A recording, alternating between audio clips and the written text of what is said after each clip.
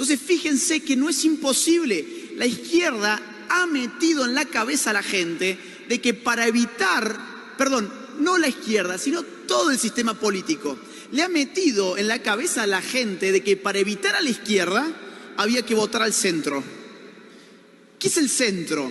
El centro es el signo de la cobardía política. ¿Qué es el centro? El centro es aquel que dice, bueno, tomo un poquito de la derecha y tomo un poquito de la izquierda, así me gano todos. Tomo de la derecha que no voy a molestar a los dueños de las empresas, voy a respetar la propiedad privada, y tomo de la izquierda toda su agenda cultural. Eso es el centro. Aborto, género, LGBT, ataque a la familia, feminismo, ambientalismo. El centro toma toda esa agenda de la izquierda y toma de la derecha su promesa de respetar la propiedad privada. La izquierda dice, no, yo tengo intenciones de controlar la economía y además vengo con todo este paquete cultural encima. ¿Y la derecha qué es? La derecha dice, yo voy a respetar la libertad de empresa, la propiedad privada, pero además voy a defender la vida, la familia, la libertad. Voy a defender todos esos valores que hoy están siendo pisoteados. Pero a nosotros se nos convenció que para salvarnos de la izquierda teníamos que votar al centro. Y así vinieron los Macri a Argentina. Y Macri terminó devolviéndonos a los Kirchner, con alfombra roja entraron. Y así llegó Piñera de nuevo a Chile. ¿Y qué provocó Piñera? Una nueva constitución, la victoria de Boric. Y así el centrismo bien pensante peruano le tendió una alfombra roja a un maoísta llamado Pedro Castillo. Y así el centrista de Duque aquí le tendió también su alfombra roja a lo que está pasando hoy. ¿Por qué? Porque...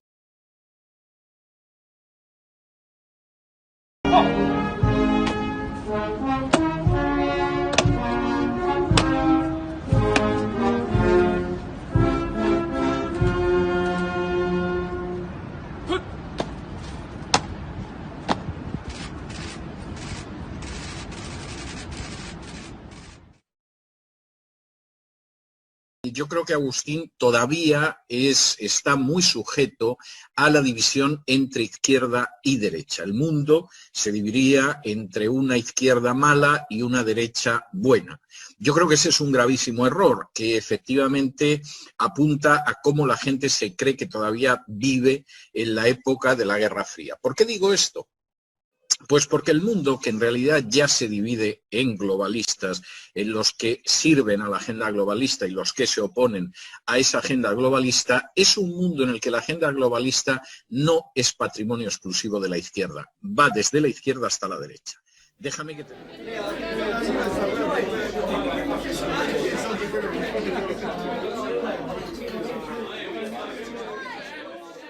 Muy buenas tardes, noches, días, depende del lugar de nos estén escuchando, desde donde nos estén viendo.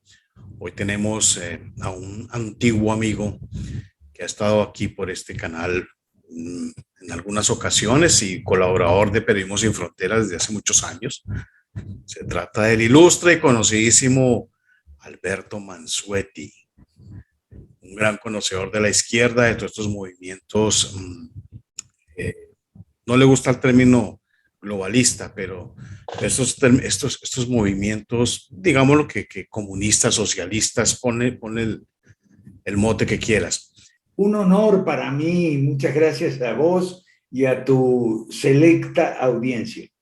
Gracias. Hace un par de días tuvimos una conversación muy, muy interesante sobre las diferencias sustanciales que existen entre las ideas que pregonamos y defendemos en Nueva República y las que tú defiendes y pregonas en el movimiento 5R, que ha alcanzado ya una gran público, una gran audiencia continental.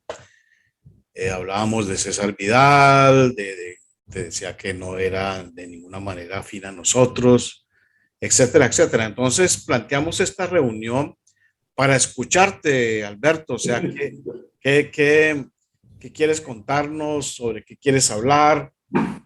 Imagino que vas a hablar sobre la 5R y esos tres pilares. Bueno, sí, cómo no, entonces vamos a hablar sobre esos tres pilares. Pero antes que nada, no es que me disguste el término globalismo, ¿ok? O sea, el globalismo es la pretensión de Estados Unidos de imponer un nuevo orden mundial, su hegemonía, seguir con el patrón dólar en lugar del oro, etcétera, y con todo lo que tiene que ver de infiltración ahí marxista clásica y marxista cultural. Entonces, yo no, el globalismo es una realidad, ¿cómo me voy a oponer al término globalista? Ok. Algunos contraponen este globalismo, bueno, este globalismo se opone a globalización, vamos a empezar por ahí. Globalización es ampliación del comercio internacional, nada más. Y es algo muy bueno. Globalismo es esto otro que hemos definido, el nuevo orden mundial, la Agenda 2030, con sus 17 objetivos de desarrollo sostenible y todo eso, y el marxismo cultural del aborto, la ideología de género y tal. Eso es globalismo. Algunos, como César Vidal, lo oponen a soberanía. Otros, como tú, oponen humanismo a cristianismo y nosotros estamos totalmente de acuerdo contigo en eso.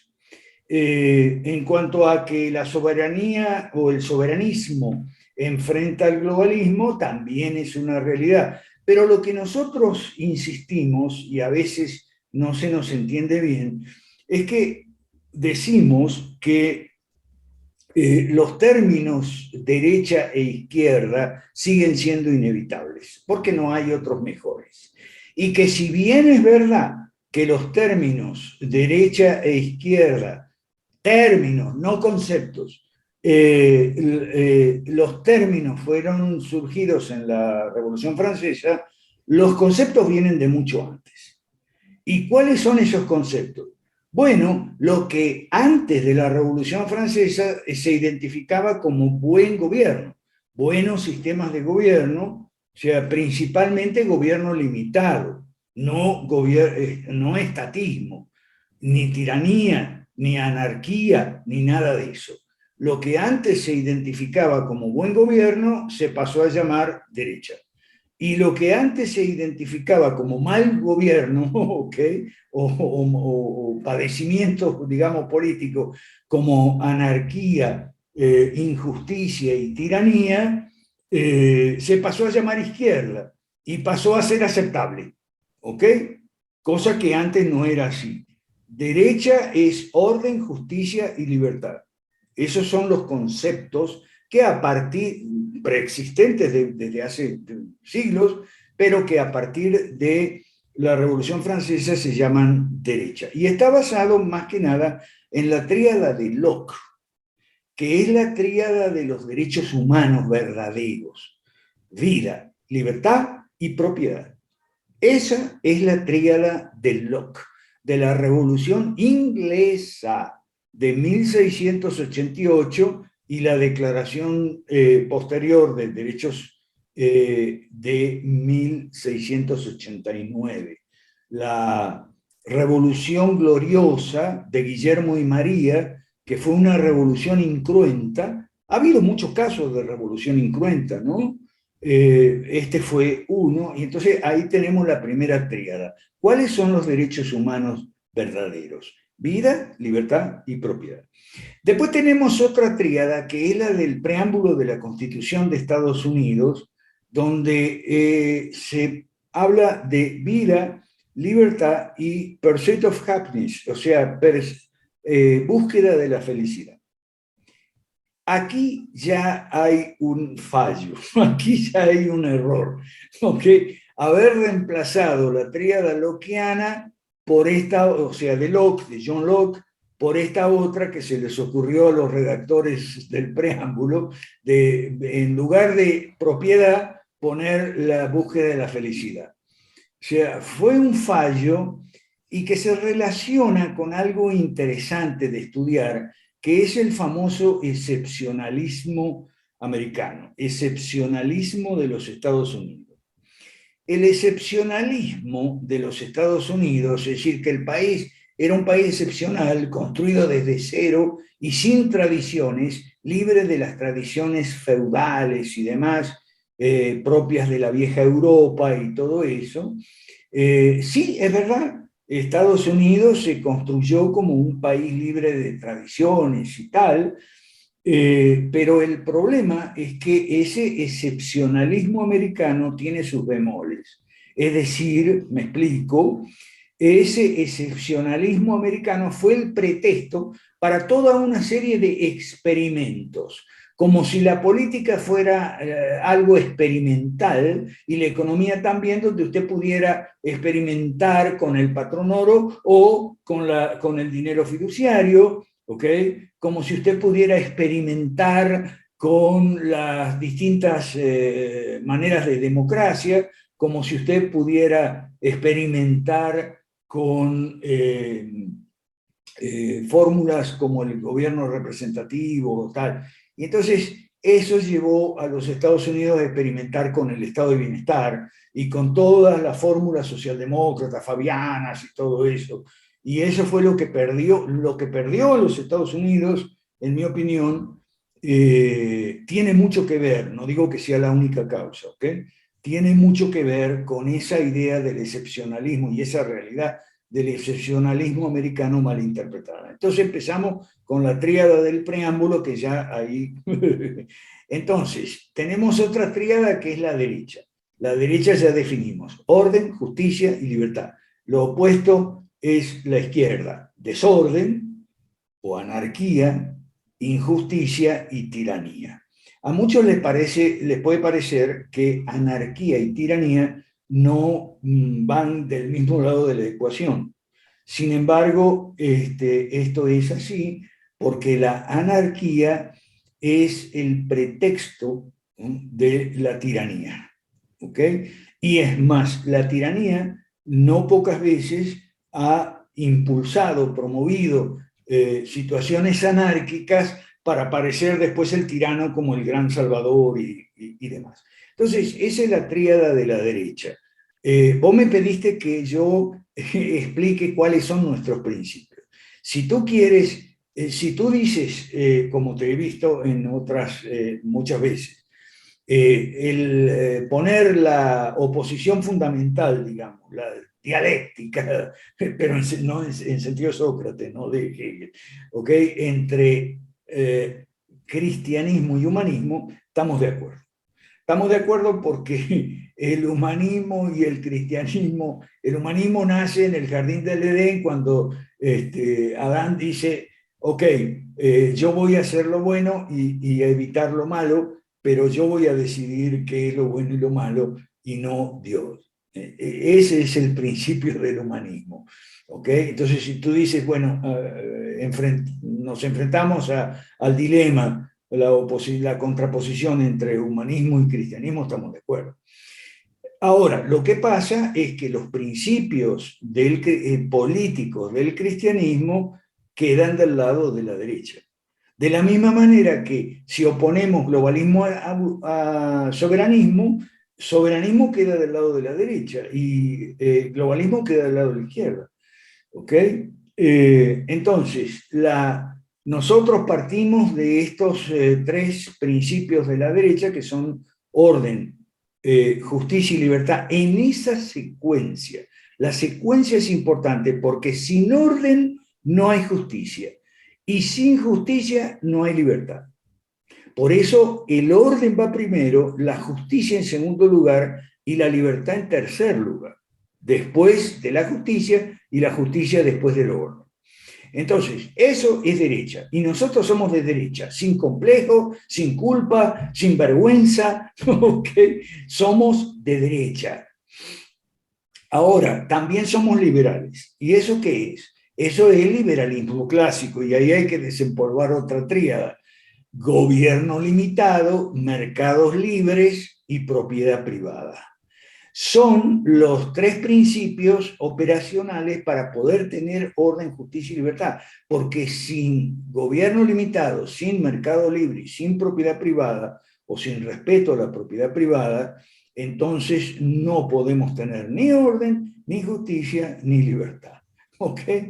Entonces, de esos tres, gobierno limitado, mercado libre y propiedad privada, en ese orden también, ¿ok? Porque sin gobierno limitado no hay mercado libre, ¿ok? Y no hay propiedad privada tampoco. Entonces, lo principal ahí es el concepto de gobierno limitado. ¿Limitado en qué? Otra tríada. Limitado en funciones, limitado en poderes, competencias y atribuciones, limitado en recursos, principalmente financieros, es decir, dinero. Gobierno limitado en funciones, en recursos, en poder y limitado en dinero. Es decir, ¿cuáles son las tres funciones? Ahí viene otra tríada: seguridad, justicia e infraestructura, nada más. Para eso necesitamos Estado. Para eso necesitamos impuestos. ¿Ok? Y eso es del apóstol Pablo, ¿no? Pagamos impuestos, ¿para qué? Para vivir con tranquilidad, piadosamente, ¿ok? En lugar de vivir en zozobra.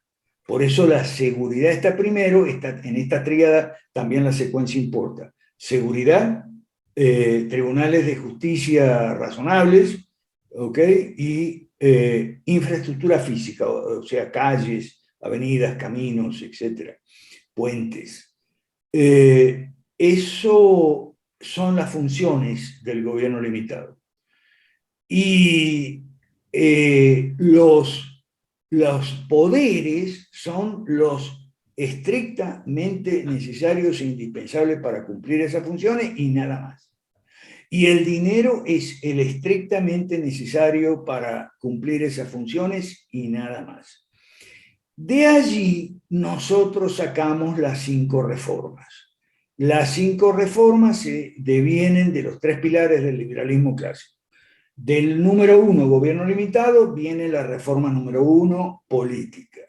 Del número 2, mercados libres, viene la reforma número 2, económica, incluye banca, finanza, moneda. Y del pilar número 3, propiedad privada, vienen las 3 reformas sociales: educación, salud y jubilaciones y pensiones. ¿En qué consiste nuestro programa? Le llamamos fórmula 3 por 5 igual a 15. ¿Ok? 3 por 5 igual a 15.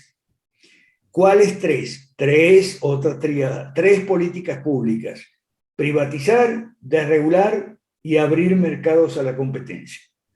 3 políticas públicas en los 5 sectores clave de la vida de una comunidad nacional o de un país, que son política, economía, educación, atención médica y jubilaciones y pensiones. 3 por 5 igual a 15. Ese es nuestro programa, las 5 reformas, al cual llevamos 7 años formalmente ya en el Foro Liberal de América Latina, invitando a las personas que quieran incorporarse, como bien sabes, Ricardo. Pero sé que tienes tus observaciones. Escucho. No son las mismas observaciones que hablábamos hace un par de días. Si nos centramos en el término derecha e izquierda, vamos a llegar a la problemática que tenemos hoy en día.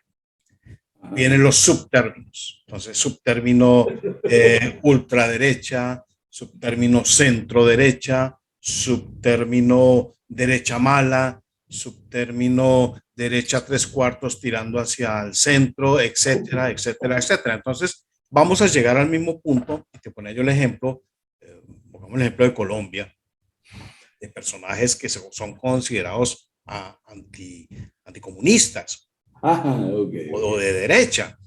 Sí. Son, por ejemplo, María Fernanda Cabal. María Fernanda Cabal no cabría dentro, es más fácil ubicarla a personajes como ellos dentro de esa gran división de humanismo y cristianismo. Entonces, el humanismo es, para nosotros, te lo decía, es todo lo que cabe en esa gran olla que no está contemplando los valores fundamentales, los valores morales absolutos contenidos en las escrituras. Todo lo que no contemple eso es humanismo. Todo lo que quite a Dios de la ecuación es humanismo. Entonces, ella cabría dentro de ese término porque pues, si es abortista, por ideología de género, apoya hasta cierto grado la legalización de la droga, lo que ya está.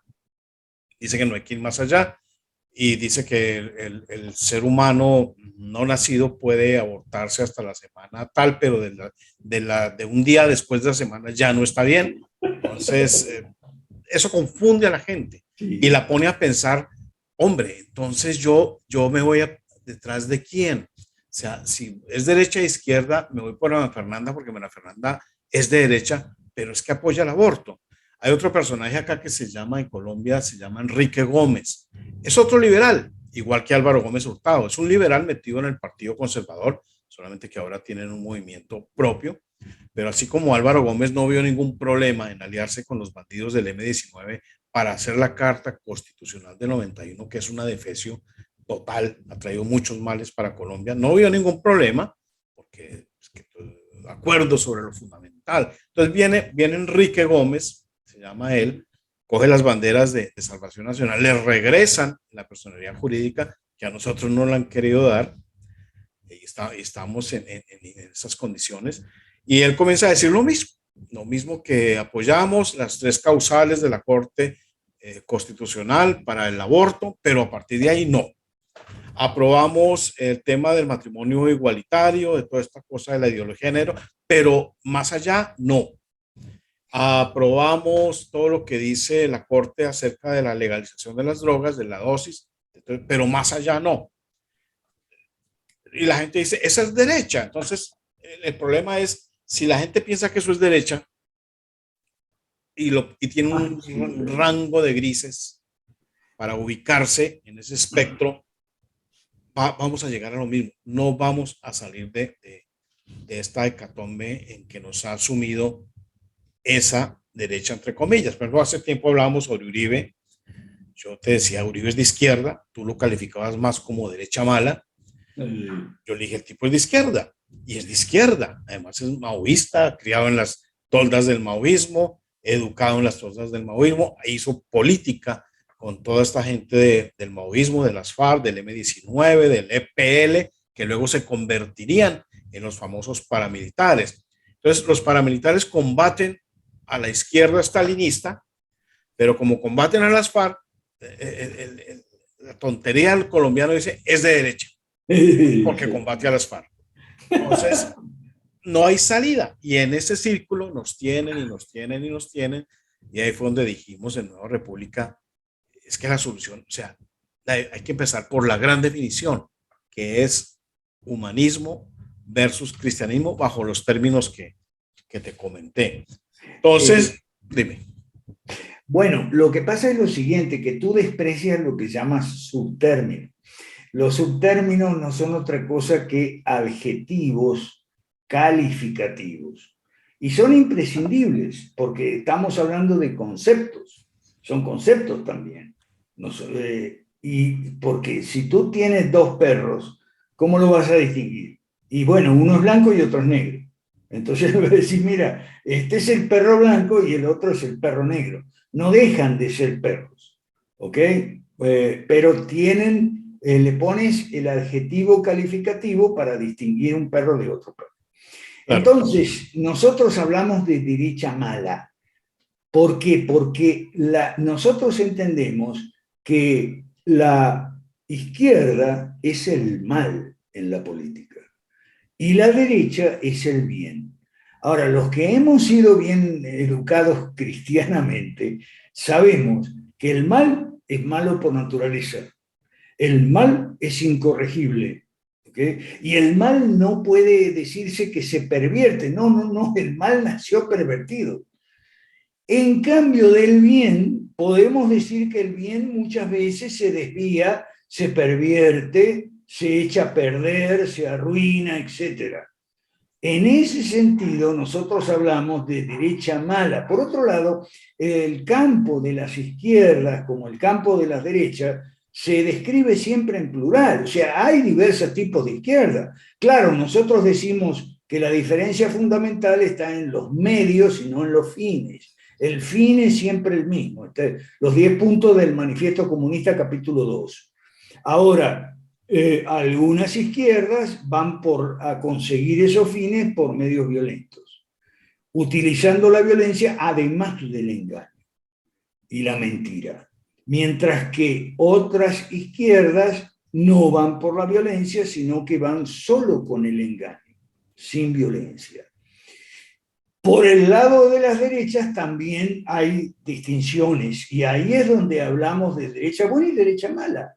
Como tiene dos gatos, un gato malcriado que rompe todo y otro bien portado. Bueno, nosotros hablamos, para nosotros esa diferencia es fundamental. Derecha mala es la pervertida.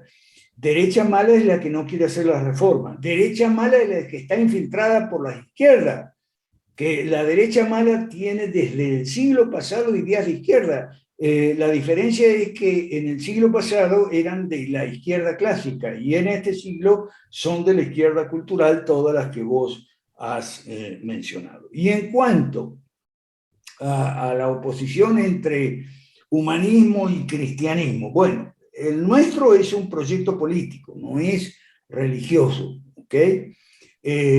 Entonces, aceptamos, lo que tú dices de humanismo y cristianismo es correcto, pero el tema es el siguiente, que si tú exiges que todo el mundo sea cristiano para un proyecto político, eso es peligroso. Es peligroso porque tiene muchos bemoles. De hecho, yo viví en Guatemala, donde los 3 últimos presidentes han sido cristianos evangélicos, y cada cual peor que el otro. Y he vivido en Argentina, donde muchos presidentes eran católicos practicantes y uno peor que el otro. Incluso en la Constitución argentina estaba antes el requisito de ser católico para ser presidente. Si tú pones el requisito de ser cristiano para ser presidente, en eso diferimos. Ahora, dentro de lo que es cristianismo, nosotros distinguimos dentro de lo que es el reino de Dios, que es el Evangelio. Nuestro Señor Jesucristo predicaba ese Evangelio, el Evangelio del reino de Dios, no el Evangelio de la salvación y nada más, o el Evangelio de la fe y nada más. No, el Evangelio del reino. Y el reino era para este mundo. O sea, el reino no es de este mundo porque procede de lo alto, no procede de este mundo. Por eso es el reino de Dios, pero es para este mundo, lo cual nosotros repetimos en el Padre Nuestro, ¿no es cierto? Venga a nosotros tu reino. Entonces, en la parte, el cristianismo tiene una parte política, digamos, y esa parte política se centra en el principio, en el primer pilar del liberalismo clásico, que es gobierno limitado. Es toda la tradición cristiana de gobierno limitado que viene desde la Alta Edad Media, desde que se fundaron los reinos cristianos en Europa, en Europa oriental y occidental, que los fundadores de los reinos cristianos, como Clodoveo, por ejemplo, en Francia, no eran ninguna bandas de ladrones y asaltantes, como dicen los estúpidos anarcocapitalistas. No, que los fundadores de los estados, todos una banda de ladrones y asaltantes. No, muchos son santos en la Iglesia Católica, en la Iglesia Luterana, Anglicana y en las iglesias orientales. Entonces, gobierno limitado es la tesis central del cristianismo político, y basado en las escrituras, tanto hebreas como griegas, y eso los del Movimiento 5 Reforma lo aceptamos todo, cualquiera sean nuestras persuasiones de si hay alguno que es ateo, sí, pero son muy poquitos. La mayoría somos cristianos, y Lo que pasa es que somos cristianos de distintas denominaciones, iglesias, porque si cerramos la puerta al que no es cristiano, es bueno, pero ¿qué es ser cristiano entonces? El católico es cristiano, el evangélico, el protestante, bueno, nos enredamos ahí y eso está muy bien para una discusión filosófica, digamos, para un café o cerveza tal vez, pero no para un partido político. Un partido político tiene que partir de un programa que sea consensuado por todos, cualquiera sean sus creencias o la iglesia que va el domingo, o el sábado si es judío, porque tenemos algunos judíos en nuestro movimiento, pero son poquitos, la mayoría de nuestro movimiento en toda América Latina, de México a Argentina, somos cristianos, la mayoría, pero de distintas denominaciones. Y obviamente no vamos a estar de acuerdo en nuestras opiniones teológicas, filosóficas y eso, pero que el cristianismo se opone a humanismo, y esa es la división fundamental, estamos de acuerdo. ¿Ok? Humanismo tiene, así como humanismo tiene una parte política que es gobierno sin límites, lo que llamamos estatismo. Después veremos si es de izquierda, de centro derecha, lo que sea. Estatismo, mercantilismo. O sea, estatismo se opone a qué cosa? Al gobierno limitado. Estatismo es humanismo y gobierno limitado es cristianismo. Entonces, ahí en eso estamos de acuerdo los del movimiento 5R. Dígame, No, Ricardo. yo te quiero hacer una aclaración en la que insistes. Nosotros no propendemos por un movimiento o un partido confesional, Okay. ni estamos diciendo que todos los que integren ese movimiento, ese partido, deban ser cristianos. De ninguna manera. Okay. Tenemos ateos, tenemos judíos mesiánicos, tenemos cristianos, Okay. tenemos católicos, tenemos de todo. Lo que estamos haciendo acá es eso. Tenemos que estar basados en los valores fundamentales, los valores morales absolutos de las escrituras. Tú mencionaste, por ejemplo, los reyes cristianos. Ahí diferimos porque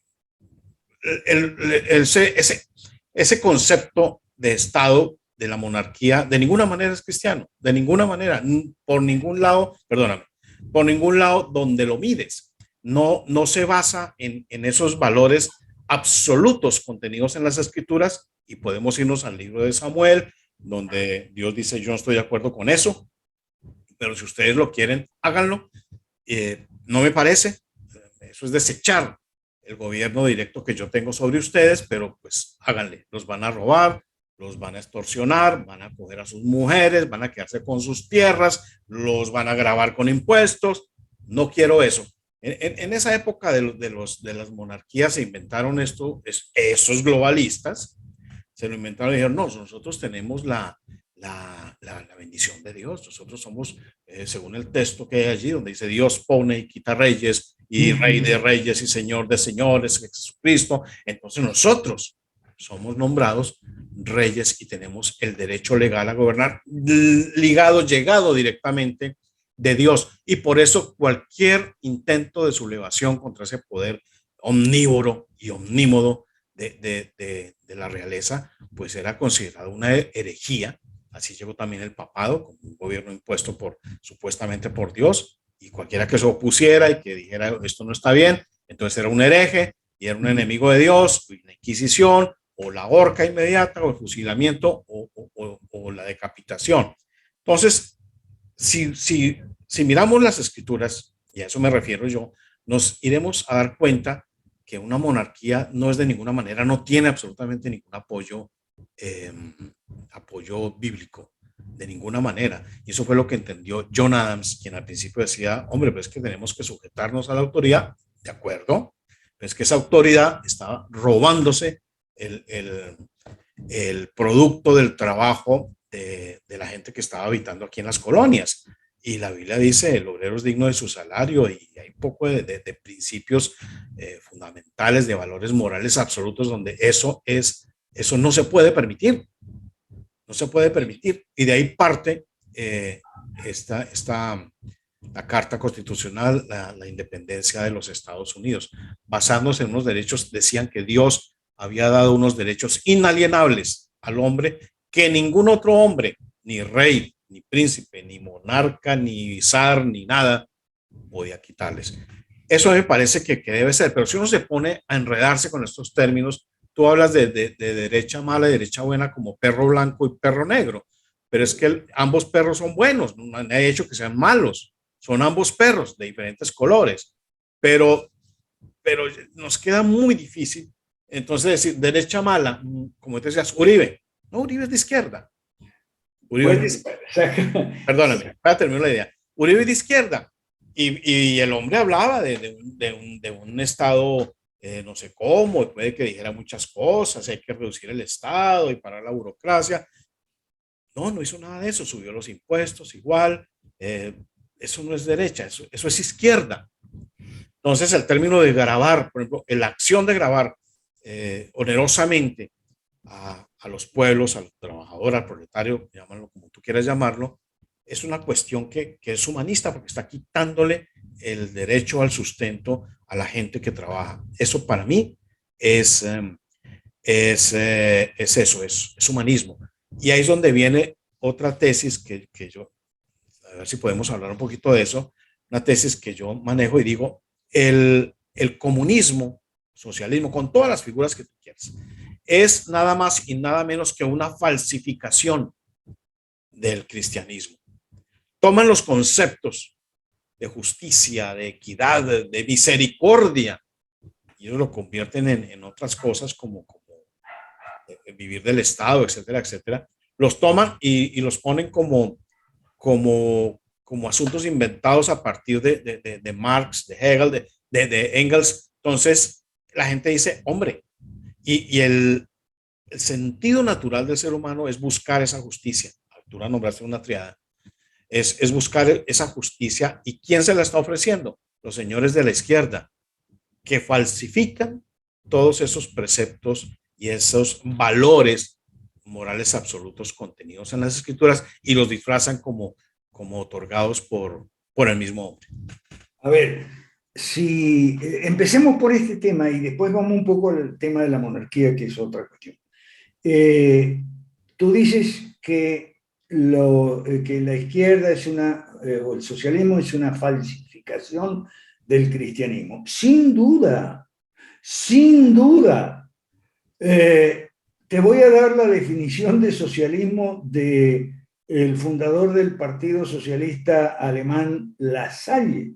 Lasalle definió el socialismo como la religión cuyo Dios es el Estado. Entonces, el socialismo es una religión falsa, eso no lo digo yo ni Ricardo, eso lo dijo Lasalle. O sea, religión cuyo Dios es el Estado. Y lo que yo le añado es que como toda falsificación es una imitación burda, ¿ok? Y imita hasta la Sagrada Trinidad. ¿Quién es Dios Padre? El pueblo, toda la soberanía ha estado depositada en el pueblo. ¿Quién es Dios Hijo? El Estado, que pone el Salvador. Estado, por supuesto, equivalente a gobierno, cosa que no está bien, pero bueno, hoy es usual. Y el Dios Espíritu Santo es el líder. Ahí tienes la Trinidad, el pueblo, el Estado y el líder. ¿Ok? ¿Qué falsificación? Claro que es una falsificación. Por supuesto que es una falsificación. Ahora, la falsificación está en la retórica, ojo, porque ahí es donde nosotros estudiamos mucho marxismo y estudiamos las izquierdas en general, todas, fabiana, socialdemócrata, socialcristiana, todas las izquierdas las estudiamos muchísimo, distinguiendo siempre. Una cosa es la retórica, o sea, como decimos los argentinos, palagilada, ¿okay? Y otra cosa es la realidad. La retórica incluso puede cambiar, y ha cambiado muchas veces, ¿ok? Porque nada más fácil de cambiar que un discurso. Pero la realidad es otra. La retórica es esa falsificación que tú mencionas de la bondad, miralo al Papa Francisco, ¿ok? Ahí lo tienen. La retórica es esa falsificación que tú mencionas, pero la realidad es el gobierno absoluto y la realidad sale del capítulo 2 del Manifiesto Comunista. 10 políticas públicas que se han instaurado en Occidente desde 1919 con la creación de la Sociedad de Naciones y después con su sucesora, las Naciones Unidas, hasta ahora. Y las leyes malas, de lo que no voy a hablar porque tengo un libro sobre que se titula Las leyes malas. Ahora, el tema de la monarquía. Ricardo, ahí hay que estudiar también. Nosotros estudiamos mucha historia. Podemos iniciar eso después de una pausa con el Okay. de la monarquía. No se vayan, eso está muy interesante. Una pequeña pausa.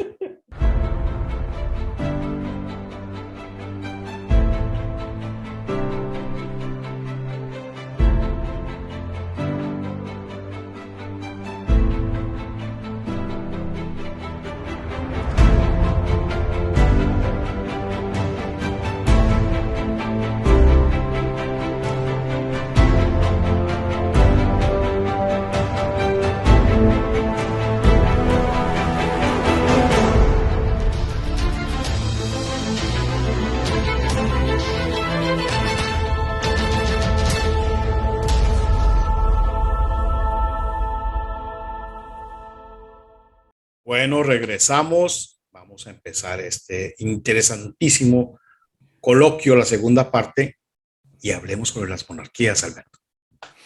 Ok, vamos primero con la escritura. La escritura. En las escrituras hebreas dice, Deuteronomio 17, del 14 al 20. Si ustedes quieren elegir un rey, tiene que ser una monarquía limitada. ¿Ok? Es decir, lo que se llamaba antiguamente monarquía templada o moderada. No puede ser una monarquía absoluta. Eso dice Deuteronomio 17. Y después 1 Samuel 8 dice, mire, si ustedes quieren un rey, adviértale Samuel lo que puede pasar con un rey, ¿ok? Que es que el rey tiene la tendencia a abusar. Y en eso tienen razón los anarcocapitalistas. Los gobiernos no tienen la tendencia a quedarse dentro de sus límites, sino que tienen la tendencia a expandirse fuera de sus límites, lo cual es muy malo. Nosotros, a lo que nosotros respondemos, sí, pero tiene que haber un partido político antiestatista para que lo contenga. ¿Ok? Entonces, en 1 Samuel 8 dice, da las características de la monarquía absoluta.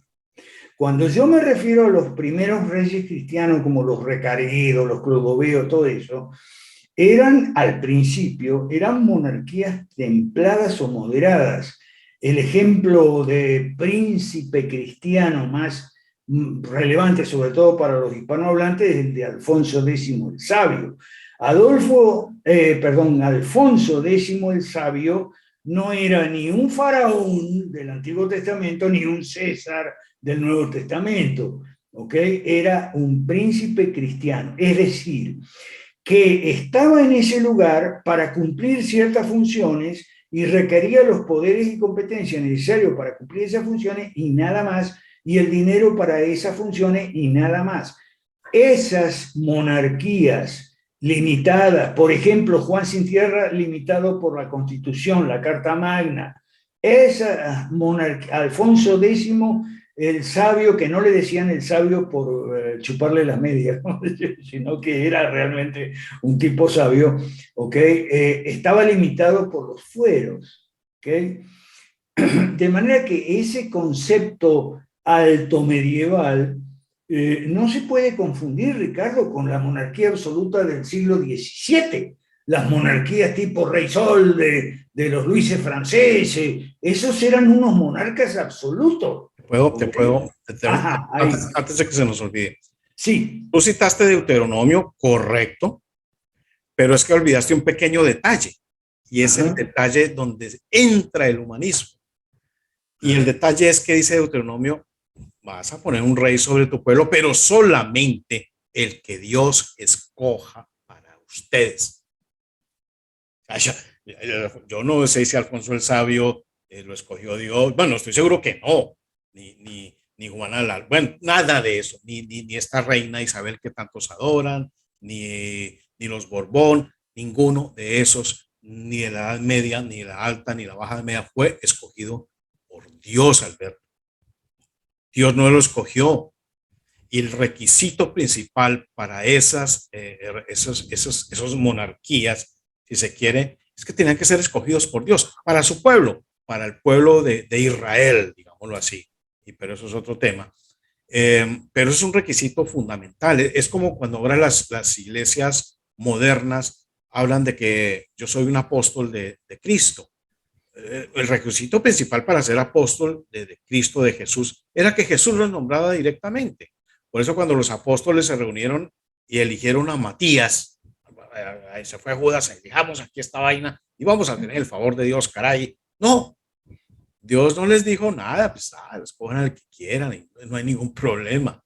Pero él escogió un reemplazo a Pablo, a Saulo de Tarso, y lo llamó Pablo, y fue el reemplazo para completar ese número de 12. Nunca hubo 13 apóstoles, siempre hubo 12, excepto en el lapso entre la muerte de Judas y el llamamiento de Pablo. Entonces se nos olvida eso, y ahí es donde yo insisto.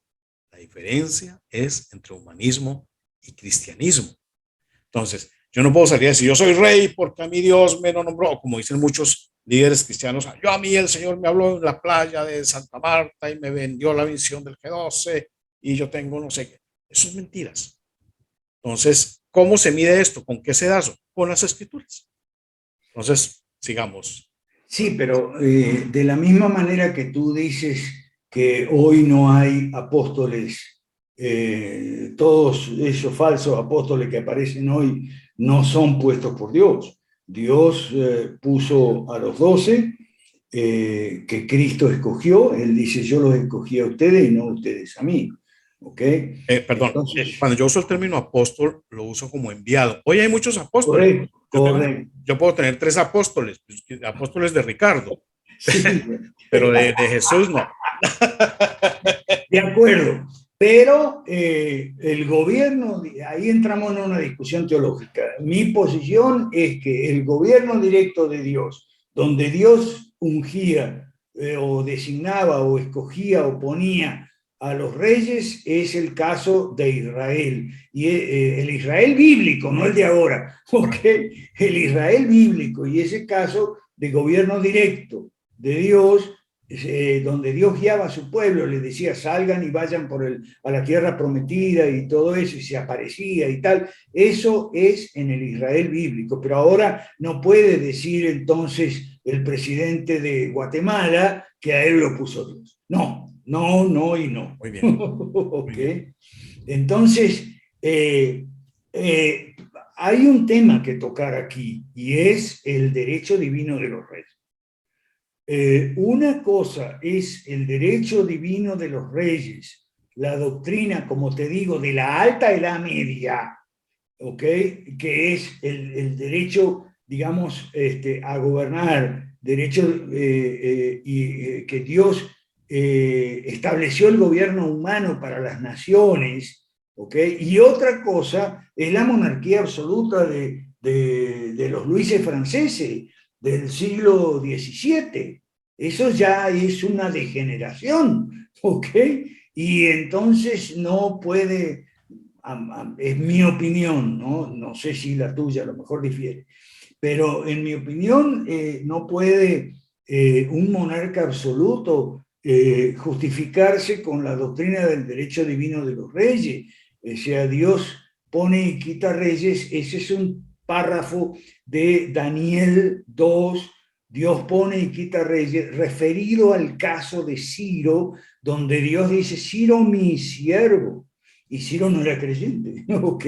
Mi siervo, y no era creyente, porque eran propósitos específicos en la historia de la salvación.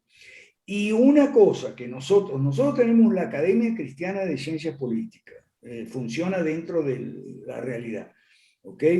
Una cosa que enseñamos mucho es a no confundir la historia sagrada, la historia de la salvación, ¿ok?, con las enseñanzas políticas o mandamientos políticos en la Biblia, ¿ok?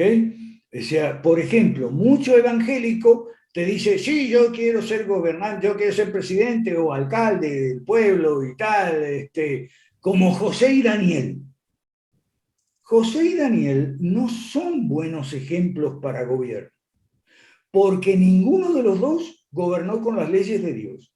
José gobernó, era primer ministro o algo así, en Egipto con las leyes egipcias. Y Daniel en Babilonia con las leyes babilónicas. ¿Por qué están José y Daniel? ¿Qué función? Están inscritos en la historia de la salvación.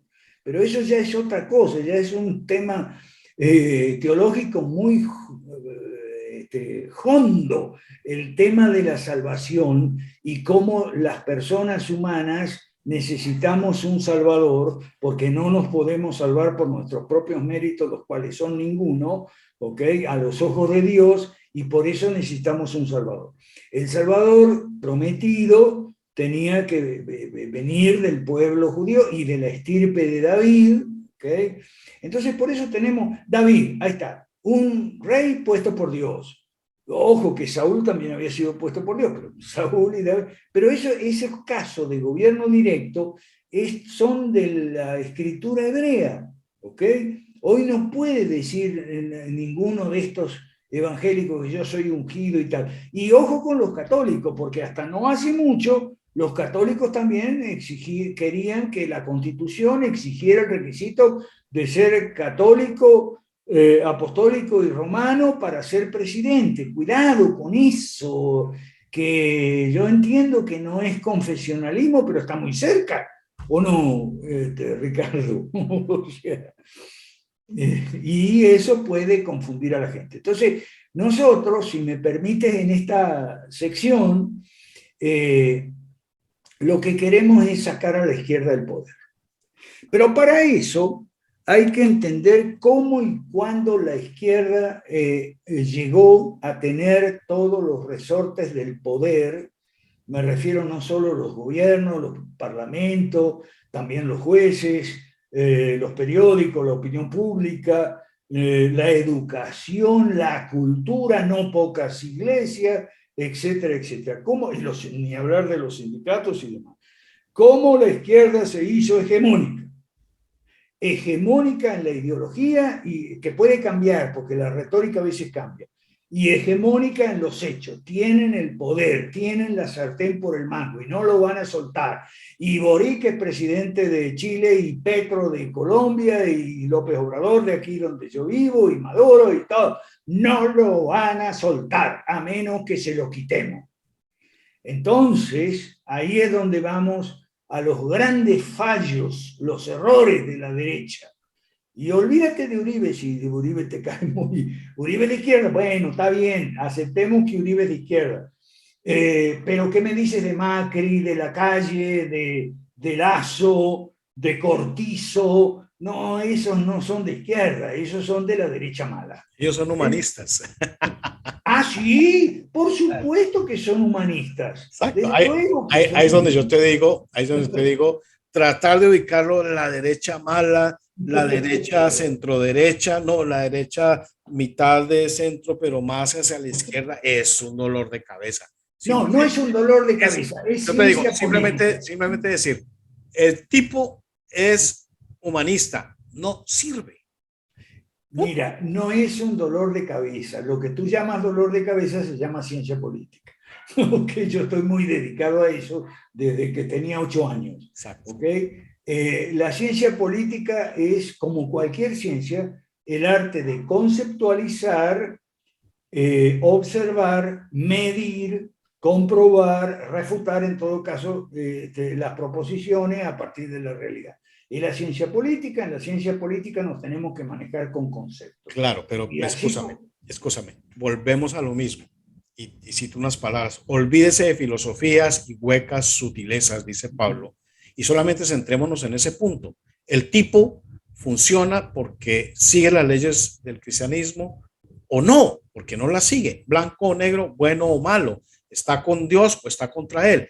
Si uno se pone a estudiar, y perdóname, no quiero ofenderte, pero se pone a estudiar de los 8 años ciencia política, para encontrar conceptos de derecha mala, de centro derecha, de la derecha según no sé quién, de la izquierda según no sé qué, nos vamos a pasar toda la vida. Mira, la realidad es mucho más sencilla que eso.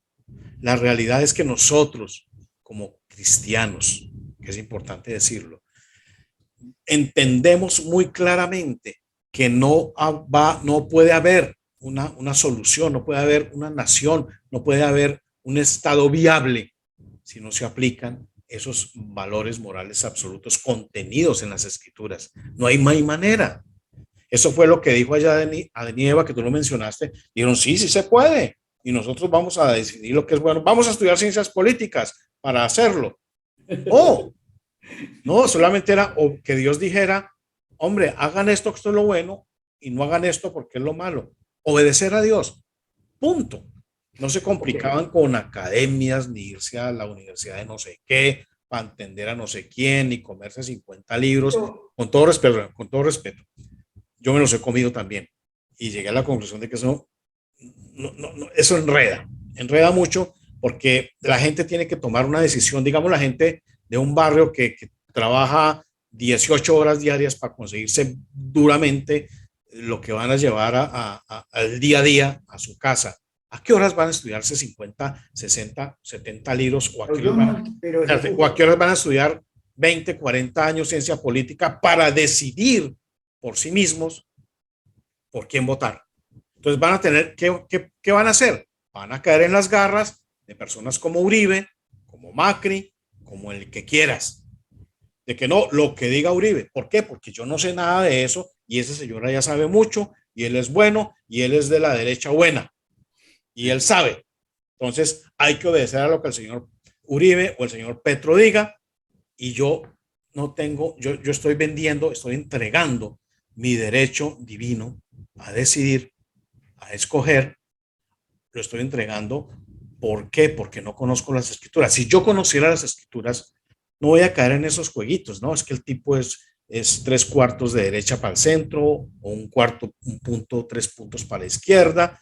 No, voy a definir un candidato, es decir, el tipo puede hablar mucho de Estado reducido, puede hablar mucho de patrón oro, lo que quieras, pero apoya el aborto, no me sirve. No me sirve. Sí, y no estoy hablando, perdóname, y no estoy hablando que yo deba escoger un cristiano. Estamos hablando de escoger a alguien que defienda esos valores morales absolutos y el primero de ellos es el derecho a la vida.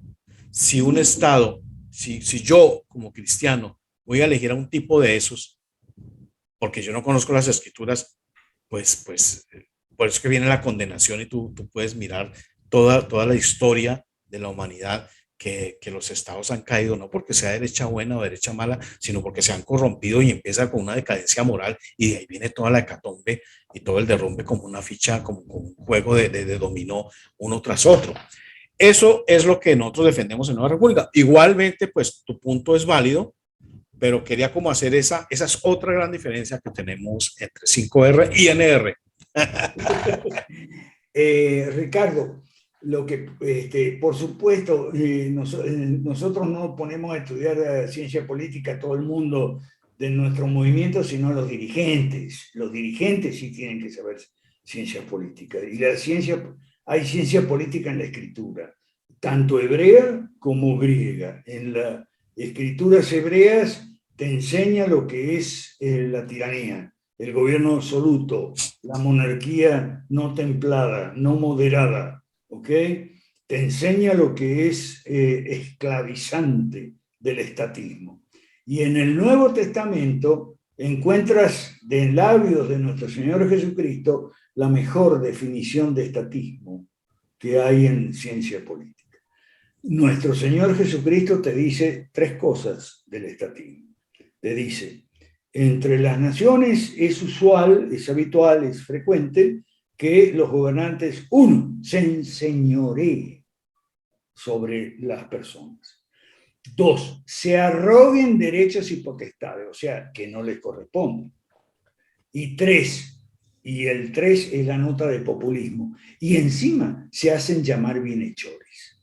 Entonces, no me desprecie la ciencia política, Ricardo, porque en la escritura está llena de ciencia política de la buena. Hay ciencia política de la mala. ¡Uy! Esto, no, ¡Amontón! esto que habló Jesús no es ciencia política, es un principio divino.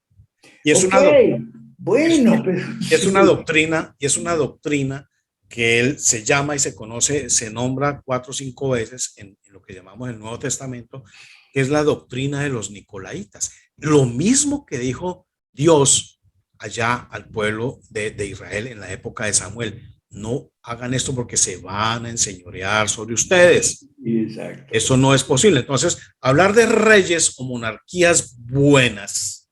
Bueno, no tiene sentido, porque de todas maneras esas cosas buenas se están enseñoreando sobre el resto de personas. No permiten que Dios lo haga, si no es lo que yo, Alfonso el Sabio, Paco I el Bueno, el que sea, digo esto, y como yo soy el elegido de Dios, la autoridad, ahí viene el tema de la autoridad bíblica, pasa por acá, por el rey, y de aquí se digrega a ustedes, la plebe, los legos. Eso no es cristiano. En materia de religión es la doctrina de los nicolaitas, pero o sea, enseñorearse, creerse superior, intelectual y moralmente. No, no es eso. La doctrina de nicolaitas es hacerlo. Bueno, está bien, ¿no? En política eso es estatismo. Ahora, no le vamos a enseñar... O monarquía. Monarquía absoluta, Ricardo. No mezcles las monarquías absolutas con las monarquías, los principados y monarquías de la Alta Edad Media. A lo que vamos es lo siguiente: nosotros a la gente no la metemos en discusiones ni filosóficas, ni teológicas, ni exegéticas, ni siquiera de ciencia política. Tenemos las 5 reformas para quitar a la izquierda el poder, que es lo que queremos, a la izquierda y a la derecha mala, que tú dices, no, eso no es derecha mala, es de izquierda. Bueno, está bien, pero quitarlos del poder. ¿Ok? Entonces, tenemos una hoja de ruta de 8 pasos, tenemos las 5 reformas, tenemos los 3 federalismos, tenemos una serie de propuestas políticas en las cuales estamos en consenso para sacar a la izquierda del poder. Ahora, los que sí enseñamos a los dirigentes, ¿ok? Porque sabemos lo que es un partido político, Ricardo. Un partido político está compuesto por una cúpula, unos cuadros medios y unos cuadros de bases y una tropada. Y no es peyorativo ni nada. Eso es así. Y estamos construyendo partidos políticos. En México, Liberemos. En Venezuela, Democracia Liberal. En Perú, Devolución. Estamos construyendo partidos políticos. ¿Ok? Y tenemos las ideas muy claras gracias a la escritura y a la ciencia política también. No la puede calificar de humanista y botar la basura. No. Está bien, dale. Y nosotros, eso sí, los líderes estudiamos mucho marxismo, socialismo, izquierda, etc. Y hacemos la diferencia entre marxismo clásico y marxismo cultural. El marxismo cultural no es nuevo. El marxismo cultural estaba ya en las obras juveniles de Marx y Engels, en los primeros capítulos del Manifiesto Comunista, en el origen de la familia propiedad del Estado de Engels. ¿Okay? Ahí estaba el marxismo cultural, solo que lo tenían en el refrigerador durante todo el siglo XX porque aplicaron marxismo clásico para hacerse con el poder. ¿Qué es el marxismo clásico? El capítulo 2 del Manifiesto Comunista, las 10 medidas de política, o las 10 políticas, llamarle como quieras. Entonces, gracias a la aplicación de esas medidas se hicieron con el poder, y con un poder total. ¿Ok? Entonces hay que sacarlos, porque desde el poder total alcanzado gracias al cumplimiento del marxismo clásico, en el siglo XXI nos lanzaron el marxismo cultural. Lo sacaron del refrigerador. No es algo nuevo, no es algo que de repente inventó la Escuela de Frankfurt. Eso es una gran mentira. La Escuela de Frankfurt desarrolló la guerra contra el matrimonio, la familia, la moral y la religión, que ya estaban en el refrigerador cuando Marx y Engels. ¿Ok? Entonces, yo te conté ya, pero vamos a contarle a tus oyentes el fallo fundamental de todas las derechas, las buenas, las malas, las regulares, todas las derechas, es el contencionismo. Vamos a contener a la izquierda. Eso no es suficiente. Eso es como si los 11 jugadores de un equipo de fútbol se pusieran todos atrás. ¿Ok? Así no se juega el fútbol. Así no se juega la política tampoco. Al fútbol se juega distribuyendo los 11 jugadores entre la defensa, la línea media y el ataque, para no solo tratar de atajar pelotazos, sino tirar pelotazos al arco rival. Lo que todas las derechas han hecho hasta ahora, académicas, políticas, mediáticas, malas, buenas, regulares, todas las derechas han sido el error fundamental de amontonar todos los 11 jugadores atrás, a tratar de atajar los pelotazos. Y bueno, algún pelotazo puedes atajar, pero si atajas un pelotazo te viene el otro enseguida y te van a llenar la canasta de pepinos, y es lo que nos ha sucedido. ¿Ok? Entonces, eso es muy importante. Fíjate el caso de Chile. Quisieron, el estúpido de Piñera, derecha mala, aunque no te guste el término, Piñera le abrió la puerta al cambio de constitución. En el plebiscito de entrada lo quisieron atajar, a ese pelotazo no lo atajaron. Después salió José Antonio Kast a atajar el pelotazo de Boric, no lo atajó. Ahora quieren atajar el plebiscito de salida, el rechazo, sí, las encuestas y bla, bla, bla. A lo mejor lo atajan, capaz que sí, no digo que no, pero si sucede, si lo atajan, enseguida va a venir el otro. ¿Por qué? Porque las derechas están todas atrás, jugando atrás. ¿Ok? La metáfora del fútbol es muy importante. Entonces, hay muchos opinadores youtuberos que se titulan conservadores, pero que son más o menos estatistas, ¿ok? Y que nosotros no estamos de acuerdo. Y no estamos, por ejemplo, no estamos de acuerdo con ellos en este punto que es fundamental, permíteme explicarlo a tu audiencia, porque tú ya lo conoces, ¿ok? Esos que se pasan dando conferencias contra el aborto y contra la ideología de género. Nosotros también estamos contra el aborto y contra la ideología de género, pero no es el único problema que hay en América Latina. En América Latina hay un problema de inseguridad gravísimo. ¿Okay? Hay un problema en la economía gravísimo. Los sueldos no alcanzan, no hay empleo. ¿Okay? Las empresas ya no invierten, o no es como antes. Los impuestos nos atiborran.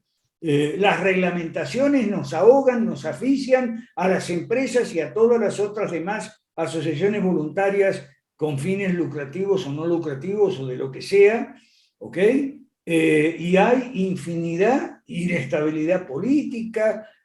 Mirá lo que pasó en Ecuador y lo que pasa hace un mes y medio, las protestas, los cortes de calle, de avenidas, etcétera, lo que hay en Panamá hace 3, 4, 5 días, también el mismo fenómeno. Es decir, no, tal vez no estés de acuerdo con esto, Ricardo, porque tú estás muy centrado en el tema del aborto y la ideología de género. No creas, no creas. Son temas fundamentales que nadie tiene en cuenta y que califican, digamos, la derecha mala es la que apoya el aborto. Sí. No, sí. Ese es humanismo. Bueno. Entonces, tú nombraste a Piñera como derecha mala. Bueno. Piñera viene, Piñar viene de la democracia, Bueno, de la derecha humanista. socialdemocracia cristiana. Llamale derecha humanista. Eso es socialdemocracia, eso es Bueno, izquierda, absolutamente. está bien. Llamale a la derecha mala, derecha humanista, si querés. Pero bueno, Humanismo. el tema es que no podés reducir todo a un solo concepto o a un par de conceptos. Son dos conceptos, no más. No, Cristianismo no. y humanismo. Te vuelvo y te repito, lo que no tome a Dios como punto de partida es ni más ni menos que humanismo. Y así se reducen las posibilidades de errar. Alberto, es lo que yo pienso. Mira, la gente se fue a votar por Piñera. No, es que es de derecha mala. No, el tipo es de izquierda, el tipo es socialdemócrata, el tipo es humanista. La gente en Colombia se fue a votar por Rodolfo Hernández y muchos, no muchos, unos 3, 4 miembros antiguos miembros de las 5 reformas me decían, él es derecha mala. Entonces hay que escoger el mal menor. Y vamos no, pero es que ahí hay otro tema. No estamos de acuerdo con la teoría del mal menor. Por eso, pero decían que era derecha mala. Yo dije, para mí el tipo, no sé, puede que llame derecha mala, derecha insalubre, derecha tibia, a mí no me importan esos términos. El tipo para mí es humanista. El tipo bueno, está bien, pero es anticristiano. ¿Quién tuvo la razón finalmente? Salió elegido Petro, y al otro día Rodolfo dijo, yo no voy a hacer oposición, pues se abrazó, eso era el mal menor, eso es la mala. Es más fácil catalogarlo como humanista, igual que Petro, que uno es comunista y que el otro es derecha mala, pero caben en la misma olla. Permíteme un segundo porque ya estamos por terminar. Dale. Y terminamos con este segmento. Permíteme un segundo. El mal menor es una realidad, es un concepto moral, pero en la política se está aplicando pésimamente mal, ¿ok? Porque el mal menor, digamos en la moral, es cuando viene un ladrón a tu casa y te apunta con una pistola en la cabeza y te dice, dame el dinero. ¿Qué haces tú? Le das el dinero. Eso es el mal menor en términos morales. Eso es válido. Pero en política se le está etiquetando como mal menor a una cantidad de gente mala que no sabemos si es el mal menor o el otro es mayor o es más o menos. No estamos de acuerdo cómo se está aplicando la teoría moral, digamos, del mal menor en la política. ¿Ok? Entonces, lo que nosotros queremos, y más allá de las definiciones filosóficas y demás, está en quitarles el poder.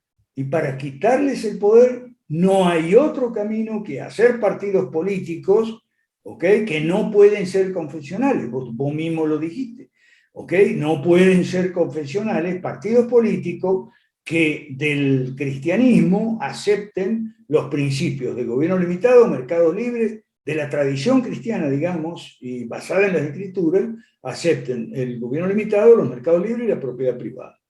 Y, por supuesto, los derechos humanos a la vida, a la libertad y a la propiedad. Y eso incluye ponerse en contra tanto del marxismo clásico como del marxismo cultural. Y quitarlos del poder, eso es lo que requerimos, Ricardo. ¿Ok? Y para quitarlos del poder necesitamos, déjame pasar un avisito aquí, ¿ok? Necesitamos, por favor y gracias, necesitamos formarnos los dirigentes. Y para formarnos los dirigentes, todos los lunes nos reunimos y pasamos información de la buena. Además, pasamos información sobre Occidente versus Rusia versus China. Cómo terminó la Guerra Fría, el pase de un mundo bipolar a un mundo unipolar, pero ahora parece a un mundo multipolar. Estudiamos el patrón oro, que no sé, a vos a lo mejor no te gusta, no sé, dijiste Total, algo. absolutamente de acuerdo, claro. Bueno, estudiamos el patrón oro, cómo algunos países van caminando hacia el patrón oro, lo cual es muy bueno. ¿Okay? Y a la desdolarización todos los lunes en la noche. Ricardo tiene mi WhatsApp. Yo lamentablemente me han quitado Facebook y me han quitado Twitter. Ya no estoy más en Facebook ni en Twitter. Ya me lo quitaron. Ricardo tiene mi WhatsApp. Cualquiera se lo puede pedir. Aquí lo estamos poniendo en este momento. En el generador de caracteres sale tu número de WhatsApp. Muchas gracias. No ve que vos sos un capo. Gracias por la gauchada. Un capo bueno. Un capo bueno, correcto. Mira, yo quería decirte una cosa, Alberto. O sea, una de las personas, la primera persona que me dijo Ricardo, porque yo hacía marchas y convocaba marchas, me dijo, no hagas más boludeces, Ricardo. O sea, las marchas así no se va a conseguir. No, yo sí, así se va a conseguir. Estamos hablando de hace, yo qué sé, 12, 13 años, yo no sé. Entonces, lo que hay que hacer es un partido político y hay que ocupar espacios. Yo miércoles, sí. Y ahí empezamos con el tema de Nueva República. Yo te invité a que formaras parte porque tú eres un miembro honorario de Nueva República, porque muchas de las ideas, por supuesto, el gran grueso de esas propuestas, pues las aprendimos de ti, Alberto, y eso hay que reconocerlo, que nos eludiste ese pobre honor, pero no importa, sigue abierta la invitación a que seas parte honorario. No, yo la acepto agradecido. Listo. Sobre todo porque en Colombia no tenemos, tenemos muy poquita gente. Entonces, tu invitación la acepto agradecido. Perfecto, muchas gracias. Muchas gracias. Entre otras cosas, en Colombia nos hubiéramos ahorrado muchísimos problemas. Yo invité a Alberto Mansuetti a un foro anticomunista en Bogotá, invité a Pedro Corso, que no pudo ir, estaba Alberto Mansuetti, estaba Mackenzie, estaba Rigolot, no me acuerdo cómo me llamaba el escritor uno de los escritores del Libro Negro. Y María Fernanda. Y María Fernanda financió el tema. Y en ese momento salió la idea y yo le dije, Alberto es el hombre que necesitas cuando llegues a la Cámara. Y María Fernanda prometió que iba a ser Alberto el financiador, y Alberto estaba ya haciendo maletas. Yo le dije, a pesar de que María Fernanda sigue siendo amiga mía, pero nunca votaría por ella, ya no. Entonces, yo le dije a Alberto, y me dirás si miento, le dije, no montes antes de ensillar, no hagas nada, no cierres la oficina, no cierres nada, no hagas nada, no compres nada. Sí. Porque a mí me late que te van a mamar gallo. Sí, y eso fue lo que pasó. Eso fue lo que pasó. Eso fue lo que pasó. ¿Por qué? Porque, y eso que es derecha, pero no le interesan las soluciones de fondo, le importa un bledo. Les importa el contrato, les importa la cuota burocrática, no les importa hacer cambios de fondo, sino con ese discursito, ganar tontos, ganar estúpidos, para que sigan votando. Bueno, yo te agradezco ese consejo que me diste, que no haga las maletas. No la hice y eso fue lo que pasó. Después María Fernanda me cortó la pata, aunque ahora me cita en algún programa de radio. Pero bueno, yo me voy contento de ser parte honoraria de tu partido, porque no tenemos gente en Colombia casi. Y sobre todo ahora que yo tengo mi primera nieta, es bogotana. ¿Okay? Mi nieta, hija de venezolano en Colombia, como tanto, ¿okay? Mi nieta es de Bogotá y tengo muy gratos recuerdos de Bogotá. Especialmente tengo el recuerdo de ese foro y la única vez que pude terminar un posgrado fue en estudios bíblicos en la Casa de la Biblia, Bogotá, Colombia. Así que imagínate el cariño que yo siento por Colombia y por Bogotá especialmente. Así que te agradezco la invitación y la acepto gustoso y honrado. Muchas gracias, Alberto. Vamos aquí a poner todos los datos de contacto, si tienes algún material de apoyo por estas capacitaciones que estás dando. Como no, en la web está Foro Liberal de América Latina. Okay. Foro Liberal de América Latina, ¿ok? Y además está Alberto Mansuetti. Si usted pone en Google, lo va a conseguir. Perfecto. Entonces, yo te pido, que yo sé que esto va a tener mucho éxito, este programa, un segundo programa sobre el tema que tú ya no te voy a discutir nada. Entonces, queremos ver, por ejemplo, la experiencia tuya que has tenido en Venezuela, la que tuviste en Perú, que es un país bien importante que está actualmente con tus ideas de las 5 reformas, que pasó en México y bueno. Guatemala. Y Guatemala, ¿no? La famosa Marroquín. Eso.